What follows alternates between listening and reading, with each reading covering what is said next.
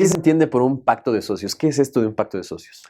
Claro, una de las cosas que todos los proyectos tienen que vivir, pues obviamente es ese inicio donde un par de personas o a veces incluso una persona de manera solitaria comienzan un proyecto, ¿no?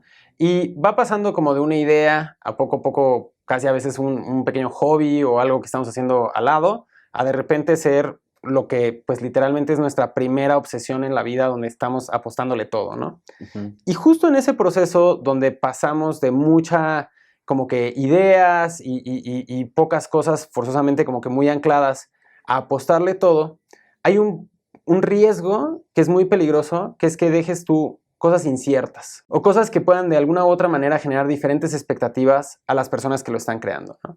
Y tú lo que no quieres, lo que definitivamente quieres evitar es que dentro de 1, 2, 5 años que estés teniendo algo de éxito, de repente traten de formalizar las cosas y se den cuenta de que tú habías entendido que te ibas a llevar el 50% y el otro había entendido que te ibas a llevar el 30% y no tiene nada por escrito y de repente pues se vuelve un problema, ¿no?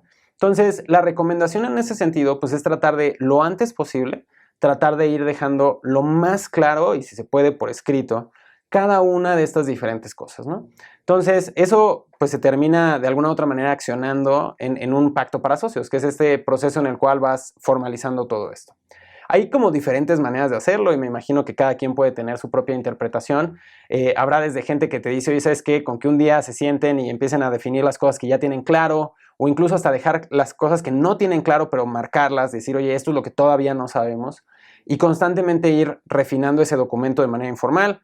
Yo he escuchado abogados que incluso dicen, oye, nos podemos sentar un día y hacemos un pequeño contrato, incluso sin incorporar la empresa de algunas de estas expectativas, pero últimamente esto se va a formalizar el día que crean la empresa, la incorporan y pues todo eso termina siendo pues la manera en la que incorporan esta empresa, ¿no? Desde mi punto de vista, lo mejor que pueden hacer, o sea, es definitivamente tener esta claridad, conversaciones, irlo plasmando ya sea en un correo o en algún formato que todos tengan acceso a este documento y que puedan verlo, ¿no? Entonces, ¿cuáles son algunas de las cosas que van a querer plantear aquí? Pues primero que nada es quién es dueño de qué, ¿no? O sea, si hay una expectativa de que estamos empezando esto juntos y los dos 5, 7 o incluso ahorita hago la mención un poco a cuando es una sola persona y por qué también esto es importante, pero es que realmente haya claridad de decir, oye, pues somos estos 3 amigos que estamos empezando esto, vamos a aventarnos los 3 partes iguales, ¿no? Pero eso significa que vamos a contribuir en partes iguales, eso significa que vamos a tomar el mismo compromiso. Y entonces, un caso que me ha pasado muchas veces que he visto, por ejemplo, es que diferentes amigos o amigas empiezan una empresa, se lo dividen a partes iguales, pero después solo 1, 2, 3 brincan a estar tiempo completo y los otros no y se quedan con ese porcentaje y de repente es como se empieza a generar una fricción, ¿no? Entonces, la otra cosa que puede llegar a suceder con esto y que es bien peligroso es que tú haces un plan, ¿no? Yo voy a estar tiempo completo en la empresa, le voy a dedicar todo este tiempo, pero el día de mañana pasa algo. Por alguna razón te tienes que mudar de ciudad o tienes que ir a atender una situación o te das cuenta que no era lo tuyo. Y dices, ¿sabes qué? Oye, pues todo esto estaba padrísimo, pero yo ya me voy, ¿no? Entonces, si en el documento nosotros habíamos puesto, ¿sabes qué? Hagamos una simulación, ¿no? Dices, oye, Omar, tú y yo vamos a empezar una empresa. Tú tienes la mitad, yo tengo la mitad. Nos quedamos, nos vamos a ir tiempo completo a hacer esto, incorporemos la empresa y dentro de un año yo te digo, oye, Omar, ¿sabes qué? Pues esto no es para mí, yo ya me voy, ¿no? Y resulta que yo me quedé la mitad de la empresa. Claro, tú te vas, yo lo echo a andar y tú tienes el 50%. Claro, y entonces ahí la cosa que se vuelve muy complicada es que pues tú eres el que te quedas en el proyecto, tú tienes el incentivo de arreglar esta situación para que esa parte de la empresa se la puedas pues, ofrecer a alguien más o quedártela tú que estás pues ejecutando el negocio, pero el que tiene el poder de negociación soy yo, porque pues hasta que no me convenzas a mí de venderte, pues no sé si todas o algunas acciones y en qué precio, pues yo voy a estar incómodamente pues tomando la mitad de la empresa, ¿no? Entonces, hay una serie de mecanismos que se han creado para arreglar estas situaciones antes de que suceda. El más importante es justamente el vesting, ¿no? Y entonces la manera en la que el vesting funciona, hagamos este mismo ejercicio donde decimos, oye, tú vas a empezar, juntos vamos a empezar una empresa, cada quien tiene la mitad, incorporámosla ahora mismo, ¿no? Y entonces, para evitar este problema que acabamos de describir, lo que podemos hacer es agregarle este vesting a las acciones, que el vesting es un derecho de recompra de la empresa a las acciones de nosotros si nos vamos. Ok. Y entonces le ponemos un derecho de recompra con un precio diminuto, o sea, casi nada. Y entonces, ¿cómo funciona? Y digamos, ahorita voy a hacer un ejemplo muy agresivo que nunca existiría en la vida, ¿no? Pero hagamos un vesting de por vida. Si yo me voy, la empresa me recompra todas mis acciones, por siempre, ¿no? O sea, no importa cuánto tiempo pase. Entonces, pasa un año, yo te digo, Omar, no fue para mí, ya me voy, la empresa activa el derecho de recompra, me compra todas mis acciones y tú te quedas con el 100%, ¿no? Y entonces, del ejemplo anterior, cambiamos el péndulo de que toda la negociación la tuviera yo todo el control, a que tú que te quedas tienes todo el control. Entonces, el vesting, como por naturaleza, va a hacer eso, va a cambiar el poder de negociación en el momento en el que alguien se va a quien se queda, en vez de a quien se va, ¿no? Y en ese momento yo te podría decir, oye, no seas mala onda, Omar, yo trabajé un año, déjame el 5%, ¿no? Como pues algo, ¿no? Como en el otro caso tú me hubieras podido decir, oye, San, pues trata de venderme aunque sea el 40% o el 30% o algo, ¿no? Entonces, para incluso evitar esa segunda negociación, o sea, ya cambiamos quién tiene el poder, lo cual estaba muy bueno, pero todavía como para entrar a un punto de prenegociar esas cláusulas, la manera en la que el vesting funciona normalmente es que se le pone un tiempo, ¿no? Y entonces, el tiempo, hay diferentes personas que ven el estándar diferente, pero digamos que en general es 3 o 4 años, ¿no? Entonces, digamos que, mismo caso, empezamos una empresa, tú y yo, mitad y mitad, le ponemos vesting a nuestras acciones a 4 años y que se libere cada mes. Entonces, lo que va a pasar es que si yo me voy en un año, yo voy a haber liberado una cuarta parte de las acciones que eran mías de ese derecho de recompra. Entonces, cuando lo activa la empresa, solo puede comprar 3/4 partes de mis acciones. Entonces, yo me quedo con el 12.5, te ayudo un año, me llevo el 12.5, tú sigues haciendo el relajo y tienes ahora todo el resto de la empresa, ¿no? Entonces, ayuda mucho. Hay muchas cosas que se le han ido agregando en ese sentido y ahí entra el otro concepto que mencionabas hace rato, que es el cliff.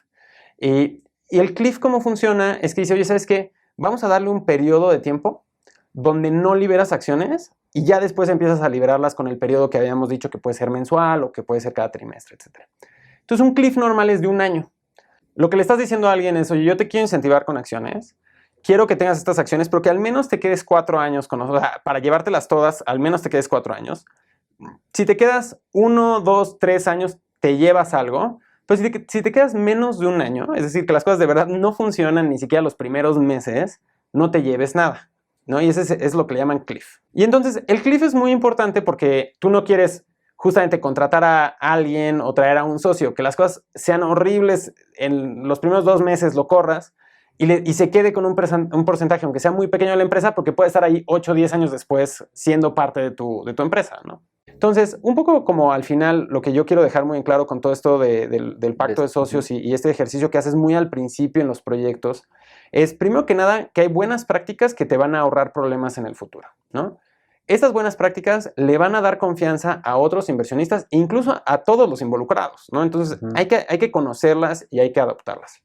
Y la otra es que hay momentos donde no tenemos claridad, pero dejar en claro que no tenemos claridad también va a hacer que todo sea más sencillo. El ejemplo típico que nos funciona es, no sé, son 2, 3 amigos o conocidos, están empezando una empresa, la empresa no puede pagar salarios o no puede pagarle a todos salarios, y entonces dicen, oye, ¿sabes qué? Cuando la empresa esté vendiendo tanto, o si levantamos una ronda, o si esto pasa, yo me sumo. Y cuando tú estás afuera, ¿no? Como inversionista y estamos viendo hacia la empresa y alguien nos dice, oye, está esta situación, a nosotros nos ha pasado muchas veces que de repente nos acercamos a esa situación o incluso pasa y esa persona mueve la meta, ¿no? Oye, no, pero es que todavía sería mejor para la empresa que yo siga tiempo parcial porque así podemos contratar a esta otra persona. Y de repente se va alargando y vamos entrando a esas situaciones donde los socios empiezan a tener fricciones. Entonces, incluso en esas incertidumbres donde dices, oye, yo no puedo hoy estar tiempo completo, pero me comprometo a que si X cosa pasa, a mí me gusta que esté claro, que esté por escrito si se puede y que en verdad sea un compromiso real, ¿no? Y no nada más algo que han hablado ahí en unas chelas después del trabajo, ¿no? ¿El vesting también aplica para colaboradores o se llama de otra forma cuando tú le estás ofreciendo algo a algún colaborador en función también de tiempo y objetivos? Tú puedes aplicar vesting a cualquier contrato de compra y venta de acciones y normalmente se lo vas a tratar de aplicar a cualquier contrato de compra y venta de acciones donde el valor que la empresa recibe no es instantáneo. Es decir, si hagamos el mismo ejemplo, tú y yo empezamos esta empresa, encontramos a alguien que queremos contratar y le decimos, oye, queremos contratarte, hoy no te podemos pagar bien, entonces te queremos pagar mal, pero darte un porcentaje de la empresa. esas acciones también le vamos a poner vesting, porque queremos motivar a que esta persona se quede más tiempo con nosotros. El cliff nos va a dar también una tranquilidad de que si las cosas no funcionan, podemos en el primer año pues ni siquiera terminar con una relación a largo plazo. Y pues esa persona lo que va a ver es que cada mes o cada año al final del cliff, pues está recibiendo como si fuera un bono ese beneficio, ¿no? Entonces la empresa está recibiendo el trabajo y el compromiso y está dando las acciones, ¿no? O sea, es un poco como un intercambio. Un intercambio. Cuando tú compras las acciones con dinero, pues el dinero entra de golpe y las acciones se dan de golpe. Entonces no haría sentido ponerle vesting a acciones compradas con una inversión. Pero sí puedes ponerle vesting, por ejemplo, cuando haya un mentor o un advisor que te dice, oye, ¿sabes qué? Yo me quiero comprometer a ayudarles por 3 años, nos juntamos 2 veces al mes, les ayudo con esta serie de cosas. Puedes poner un vesting y a la vez en un documento decir, oye, nuestra expectativa de tu mentoría es que nos ayudes a resolver estas situaciones. Si no las estamos resolviendo, pues te vamos a también tener que dejar ir como mentor, ¿no? Sí. Y entonces, pues el vesting ahí se podría activar. Oye, ¿qué es esto del drag alone y tag alone? ¿A qué se refieren? Claro. Fíjate que una de las cosas que empiezan a suceder en cuanto estás analizando este pacto de socios y también empiezas a incorporar, como bien te decía ahorita, mentores, inversionistas y diferentes personas, pues es que va a empezar a pasar un tema de gobierno corporativo, de toma de decisión, y vamos a tener que tratar de empezar a entender, oye, esta empresa hacia dónde va. Y si va a potencialmente diferentes lugares, ¿qué me pasaría a mí en esa situación? ¿No? Y entonces, una de las cosas que primero vamos a entender es que como mayoría o como minoría queremos tener una claridad de que vamos juntos, de que si queremos hacer algo y todos o la mayoría lo quiere hacer, vamos a poder hacerlo, ¿no? Entonces, las primeras cláusulas que entran ahí en juego es justamente las que mencionas, que es de, pues, literalmente que te puedan jalar o que tengas que acompañar, ¿no? Entonces, podemos entender un poquito las dos y por qué es que son relevantes entenderlas. Y entonces, si yo tengo, por ejemplo, el caso que platicábamos hace rato, ¿no? Tú tienes 50%, yo tengo 50%, invitamos a alguien que venga y le ofrecemos 5%, pues naturalmente nos vamos a diluir y cada uno de nosotros vamos a perder 2.5%, ¿no? Para que esta persona tenga 5%. Entonces, tú y yo tenemos 47.5 cada uno. Mañana llega alguien y nos dice, oye, te compro la empresa, ¿no? De pelos. Vamos a vender la empresa. Entonces tú dices, quiero vender la empresa. Yo digo, quiero vender la empresa. Pero esta persona que tiene el 5% dice, pues yo no quiero. No quiero. ¿No? Y hazle como quieras. Y entonces vamos y le decimos al que nos quiere comprar la empresa, oye, ¿sabes qué? Te podemos vender el 95%, pero vas a tener este socio incómodo que hoy no quiere vender. Dice, no, pues yo no me interesa, yo quiero el 100% porque yo no quiero tener este socio incómodo. Y entonces, pues como mayoría, que en este caso nosotros teniendo el 95% somos la mayoría, queremos tener pues realmente un mecanismo que nos permita evitar esa situación, ¿no? Y entonces ese es el derecho que le vamos a pedir a la minoría, de decir, oye, ¿sabes qué? Si la mayoría quiere vender, pues acompáñanos, ¿no? Porque pues de alguna u otra manera, pues estamos pues buscando lo mejor para la empresa, ¿no? Entonces ese es el derecho, ¿no? De protección de minorías. Ahora, sentémonos del otro lado, pensando que somos esa minoría de ese 5%. Y me quieren obligar a vender. No, que te quieran obligar a vender es justamente el derecho. Más bien, imagínate que no te quieren ofrecer la venta. Entonces, imagínate mismo caso, pero ahora yo soy el del 5%. Entonces llega Omar con otro socio y me dice, oye, ¿sabes qué? Vamos a vender nuestra parte de la empresa, en nuestro 95%, este conglomerado gigante, se van a quedar con el 95% de tu empresa y a ti no te quieren ofrecer dinero. Pues te quedas con 5% de algo que ya no vale nada, porque pues el 95% va a ser de una entidad más grande que tiene todo el control, que podría sacar todos los assets, que podría hacer lo que quiera, y entonces tu 5% ya no vale nada. Y entonces, como minoría, tú vas a pedir literalmente un derecho de que si la mayoría está vendiendo, te tengan que comprar en los mismos términos.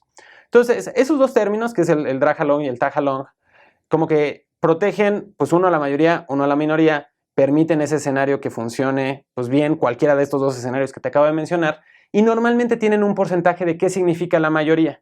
O sea, en el caso de los que vamos a vender, normalmente es el 51%. En el caso de la minoría dice, oye, pues yo quiero estar seguro de que no es uno de los socios el que está vendiendo, sino que es al menos un porcentaje grande, para estar seguros de que todos estamos alineados en esta venta, ¿no? Pero si bien es muy importante conocerlos porque quieres que esos mecanismos estén en tu empresa, lo que yo te puedo decir desde la trinchera, pues es que en los últimos 10 años siempre hemos puesto las cláusulas que nos han recomendado de esto, las más normales, nunca hemos negociado algo muy sofisticado y nunca hemos estado en una situación donde dijéramos, híjole, ojalá hubiéramos hecho algo diferente. Cuando del otro lado cosas como el vesting, siempre que ha servido o algo, hemos dicho qué bueno que lo tenemos, qué bueno que lo pensamos bien, qué bueno que lo estructuramos, ¿no? Entonces, creo que hay unas ciertas cláusulas que es importante tener porque pues están ahí por una razón muy buena, pero no forzosamente tienes que negociar y crear a la medida, ¿no? Y hay otras, como es el vesting, que tienes que entender profundamente y realmente conversarlas y diseñarlas de la manera que tú quieres crear, ¿no? ¿Y a qué me refiero? Pues sería muy raro que por subirle o bajarle el porcentaje o una definición al tag along o al drag along, crees una cultura muy diferente en tu empresa, ¿no? Pero, por ejemplo, en el vesting, si haces tú un vesting a 5 años o a 7 años en vez de 3 o 4, pues estás creando un compromiso más grande, ¿no? Si de repente tú dices, oye, el cliff es de 2 años, pues también estás creando algo, o no tengo cliff, ¿no? Que es, tengo confianza desde el principio. O sea, vas a cambiar mucho la dinámica de tu equipo con este tipo de cláusulas, cuando en la otra es muy importante que las conozcas y las tengas, pero no forzosamente tienes que ponerte a reinventar el hilo negro. Uno de los problemas que a veces yo he encontrado con esta cosa de los pactos de socios es que suena muy natural hacerlo cuando tienes socios, pero hay personas que empiezan empresas de manera solitaria, ¿no? Uh-huh. Y no hacen este ejercicio porque pues con quién lo van a hacer, ¿no? Pues uno solo. Nosotros esperamos que incluso que sea un solo socio también tenga vesting, ¿sabes? O sea, no solo está hecho para resolver problemas entre socios, está hecho para darle confianza a la gente de que los siguientes en invertir, ya sea tomando el riesgo de trabajar para la empresa o invirtiendo o reputacionalmente o cualquier cosa, pues que la gente que está construyendo esto se está comprometiendo y también, aunque sea una sola persona, si se va a dejar un porcentaje de la empresa para que pudiéramos reclutar a otras personas para llenar ese hueco.